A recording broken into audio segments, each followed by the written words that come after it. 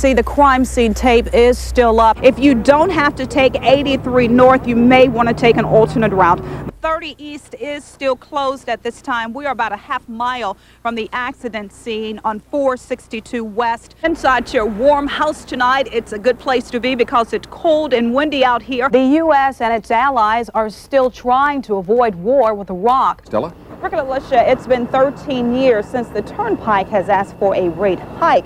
It's something they say is needed to help repair the highways and bridges. But some motorists say a 40% increase is just too much. I think it's too high already.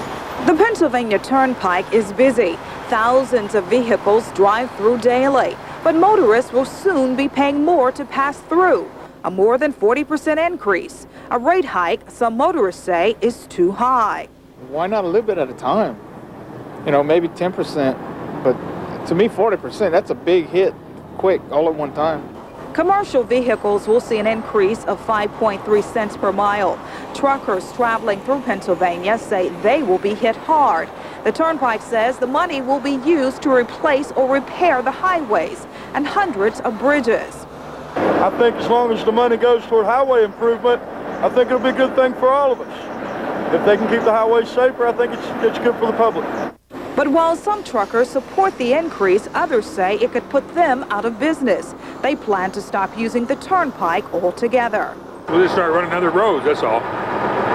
You know, so the smaller roads will have more loads on them. In all, the hike would bring in more than $1 billion over 10 years and some 7,000 construction industry jobs. And Rick and Alicia, how it would work right now from Harrisburg to Valley Forge, we pay about $3.05. Now, when the rate hike goes into effect, it will be about $4.50, and that's something a lot of motorists are not happy about. And Rick and Alicia, the hike will go into effect on August 1st of this year.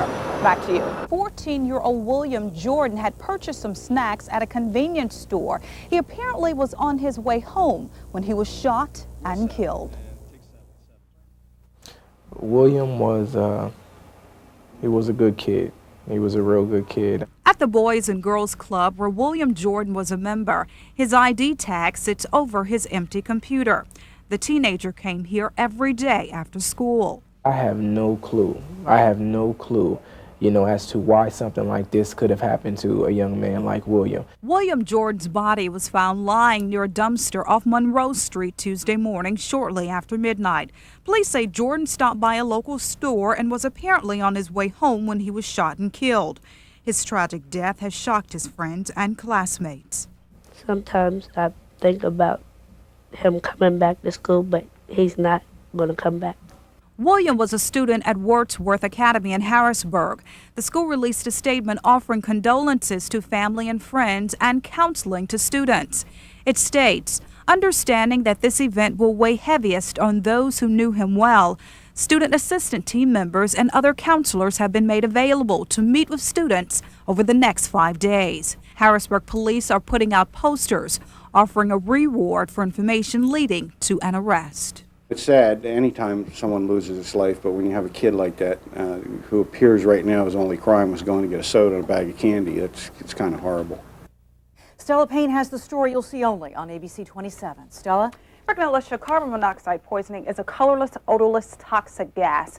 Many times people are misdiagnosed when they come in contact with it. That's what happened to one Mid-State family. Tonight, they want to get the word out about how deadly this gas can be. She was always with me, and she was just my heart. You know, that was my baby. 12-year-old Chavez was Amy and Brian Wright's only child. 2 weeks ago, she died from carbon monoxide poisoning inside their home. She was always smiling. You know, she was helpful. Yeah, helpful. I mean, she was always respectful of people. Amy and Brian say their daughter's death is very painful, but they say it's important for them to get the word out about carbon monoxide poisoning. But you can't smell it, you can't taste it, you can't, you know, it's just like it overtakes you. Both Brian and Amy are still recovering. The family was taken to the hospital with flu-like symptoms. Brian, who has a heart condition, went first. The next day, Amy was admitted. Daughter Chavez had died in her sleep. You just can't figure out anything. It just throws your whole body functions off. Yeah, it does. And that's the one thing that no one can understand. Your speech, your balance. What else is it? Just your headaches? Unlike fire, carbon monoxide isn't something you can see. The Wrights believe their daughter would still be alive if they would have had a carbon monoxide detector in their home. Please have people, I don't care what you think, how you feel, just for them to get carbon monoxide detectors. Get them in there because you don't think about it. It would have saved Shavaz, and it didn't because we didn't have them. Signs of carbon monoxide poisoning are much like the flu: headaches, fatigues, dizziness, confusion, nausea, and vomiting. If you suspect carbon monoxide poisoning, you should do the following. Make everyone go outside. Call 911 or the emergency number for your area. Seek medical attention and leave the windows closed so the fire department can locate where the carbon monoxide is coming from. And Rick and Alicia, a carbon monoxide detector only costs about $30 or $40, very inexpensive, and it does save lives. They were very brave to go on tonight and They encourage were people very, to get detectors. very brave, very brave family. And that could have happened to anybody. Anybody, and that's what they said, pretty much, yeah. Thanks, Stella. Stella? Dennis, traffic is backed up all the way through the York split here on 83 North. What happened is the driver of a Subaru, he's very, very lucky. He was sandwiched in between two tractor trailers. Now, the tractor trailer, one of them was carrying a liquid nitrogen. He pushed the motorist into the rear of another 18-wheeler, and as you can see, the car is pretty much mangled. You can barely even tell that it is a car. And remarkably, this man inside the car crawled out on his own. The tractor trailer with the tanker on it was going too fast for conditions. He's coming up on slow-go traffic. He sees that traffic. He needs to stop. He hits his brake, and 45 gallons of liquid nitrogen that he's carrying started to move forward in the tanker. And unfortunately, he wasn't able to stop. The motorist was taken to Hershey Medical Center for observation. Now, it's going to be a while, Dennis, before this mess is cleaned up. If you don't have to take 83 North, you may want to take an alternate route.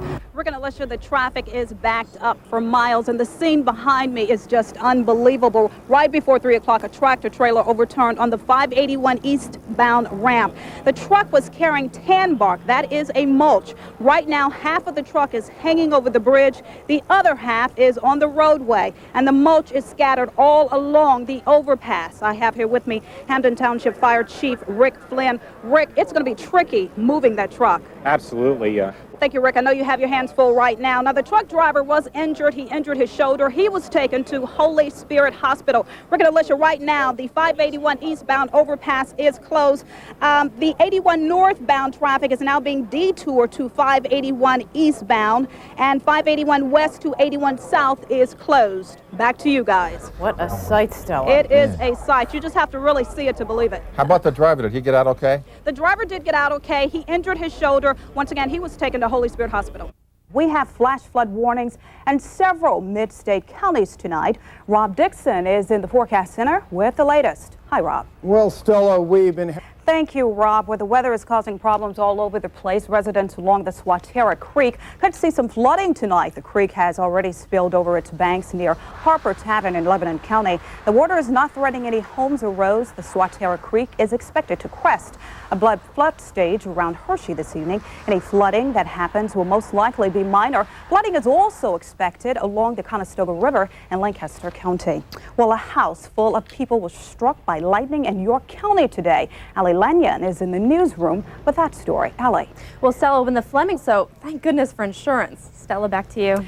Allie, that was one lucky family. Absolutely, Yeah, and it's a wild story to tell. They were telling everybody in the neighborhood, and they don't sound too scared, but I'm sure when the reality hits them, they'll just be like, wow, we were lucky. Thank you so much. Residents in Williamstown are pitching in to help survivors of a deadly fire. Collection cans have been placed in businesses throughout Williamstown for people to give donations. 25-year-old Clayton Shoup and his 7-month-old son Daniel died in the fire that destroyed their home Thursday night. A neighbor rescued 2 other children from the burning home. Clayton's wife, Lori, remains in critical condition at Penn State Hershey Med. Well, a New Cumberland man has been charged with possession of weapons of mass destruction. Police say they found a homemade hand grenade inside the home of 27-year-old Christopher Latz on Wednesday. Nearly 24 people had to be evacuated while the bomb squad removed the device. A preliminary hearing is set for Wednesday. Latz is in Cumberland County Prison on $50,000 bail. Well, Mike Tyson is in trouble once again. Police say the former heavyweight boxer got into a brawl with 2 people outside a New York hotel this morning. Tyson was treated for minor cuts, apparently from being hit with an object from the hotel's lobby. Now, Tyson is charged with assault and disorderly conduct.